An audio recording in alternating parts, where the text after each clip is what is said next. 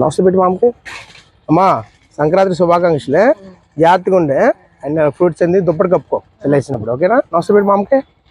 ఓకేనా? మామ దండం పెట్టు. నమస్తే పెట్టు. ఏమా బాగున్నారా? సంక్రాంతి శుభాకాంక్షలు.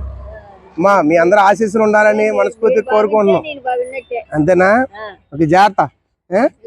ఏదో మా వంతు సహాయంగా మీ అందరూ దుప్పట్లు ఇచ్చాం ఈసారి. జాగ్రత్త, ఆరోగ్యం బాగుంటుందిగా. మేము ఇచ్చాక పండగ నాడు మమ్మల్ని ఆశీర్వదించు, మమ్మల్ని ఆశీర్వదించు. ఓకేనా? నమస్తే పెట్టినాను మామకి. ఓకేనా? ఓకే ఓకే, ఉంటా అమ్మా. అమ్మా జాగ్రత్త, చలి జాగ్రత్త, చలి బాగుంది.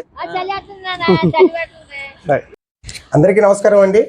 మీకు మీ కుటుంబ సభ్యులందరికీ సంక్రాంతి శుభాకాంక్షలు. అదేవిధంగా రైతు, మన దేశానికి వెన్నెముక అయిన రైతు సుభిక్షంగా ఉండాలని, అత్యధిక పంట దిగుబడి మంచి రాబడి రావాలని ఆ భగవంతుని మనస్ఫూర్తిగా కోరుకుంటున్నా.